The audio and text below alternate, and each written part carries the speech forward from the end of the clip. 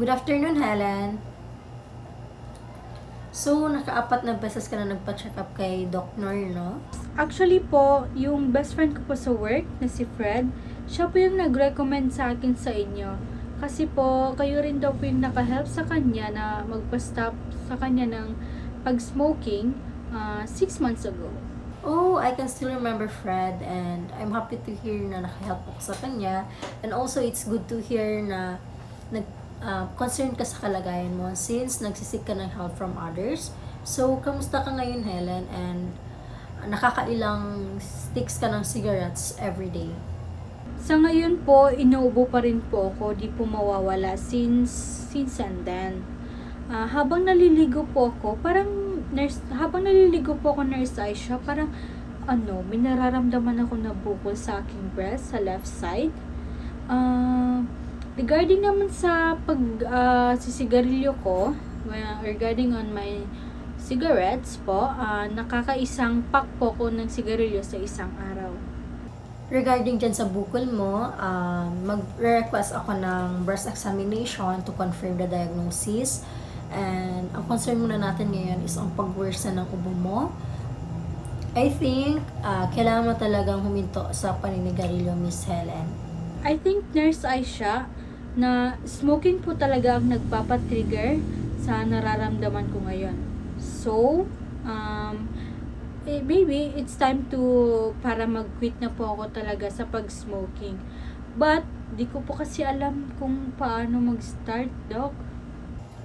It's good to hear na may willingness po kayo to quit from smoking, Miss Helen. And congratulations po ha, kasi pansin ko po na nakakaya niyo pong bawasan ng paninigarilyo kasi the last time sa check-up po natin is nakaka 2 packs ka daily dati and now 1 pack na lang. So, I think kaya mong ihinto yan.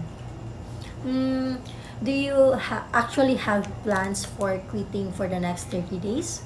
Yes po, gusto ko na rin po talagang tumigil. Gusto ko na rin po talagang mag-quit sa paninigarilyo habang maaga pa. At habang maaga pa na maagapan po ang aking masamang nararamdaman ngayon. I think you should really consider quitting from smoking ha. Para naman hindi lumala yung ubo mo at yung bukol mo sa left breast kasi ang paninigarilyo ay pwedeng mag-cause ng cancer, tuberculosis, pneumonia, emphysema, high blood, at iba pa. So, what do you think is the best time to quit? And I suggest na it would be on your very special day para maging memorable yung pag-quit mo if may kasabay siyang very special day sa'yo. Tamang-tama po. Sa upcoming na birthday po ng aking nanay, which is next week, and I think it would be very best day para tuluyan ng mag-quit since my mother has a very impact to my life. So, yun nga po, pinipili ko na ang quit date ko is the birthday ng mother ko. Good to hear that, Miss Helen. So we have to start from clearing things that first smoking like ashtrays, lighters, kailangan natin silang itapon and kailangan din natin ng support system like family and friends. And I think mas mabuti na rin talagang malaman ng family ko para ma-help na rin po nila ako sa pag-quit sa smoking. So, as part of your stress management and healthy lifestyle, I suggest na magkaroon ka ng exercise program. Pwede kang mag-enroll dyan sa gym na pinagtatrabahuan ko, which is part-time instructor ako doon. Dyan lang din malapit sa clinic namin. And pwede ka din mag-walking for at least 20 minutes, kahit dyan lang din sa bahay nyo, or akyat baba ng hagdanan, at least maka-exercise and maging strong yung muscles mo. So, if gusto mo rin mag-zumba, pwede kang sumali dyan sa plaza or pwede din dyan sa bahay ni Zumba ka lang, nood ng YouTube. And then, pwede ka rin mag-jogging if may kasama ka. Also, ang pag-exercise kasi is maka-help siya sa pagbalik ng body and yung respiratory system mo into shape and healthy.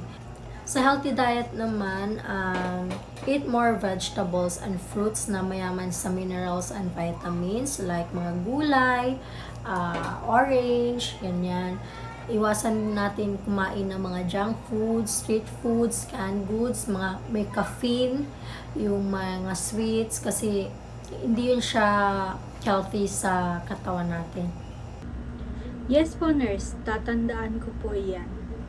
So, Miss Helen, kailangan din po natin maging aware or maging careful sa mga triggers kasi sometimes po, pwede po itong lugar na pinupuntahan po natin na malakas po siya sa pollution or yung mga tao na nakakasalamuha po natin sa pang-araw-araw. Gaya na lang po ng mga kaibigan na naninigarilyo, pwede itong makatrigger sa atin kasi naengganyo tayo, naiinggit, ganyan. So, I suggest na after a month is mag-meet tayo ulit para sa follow-up check-up mo at ma-monitor po kita sa pag-quit mo and also yung kalagayan mo if nag-improve pa. If you have questions and concerns or kailangan niyo po ng tulong regarding sa smoking or quitting niyo po, nandito po kami always, pati ang quit line po, para gabayan po kayo and you can talk to us po. Thank you po. Actually, matagal ko na rin po talagang gustong mag-quit sa paninigarilyo. And hindi ko lang po talaga alam kung paano ito sisimulan. Thank you po sa advice, Nurse Aisha. Malaking bagay na po ito, malaking tulong po ito sa akin ang binigay niyong information sa pagpatigil kung paano ko po titigilin ang paninigarilyo ko. Start na rin po talaga sa aking pagbabago at para maging healthy na rin po talaga. Again, thank you po, Nurse Aisha. Okay, Miss Helen, I am very happy and excited to see you sa improvement mo. And good luck sa gagawin mo kasi hindi yan basta-basta. See you next month, Miss Helen.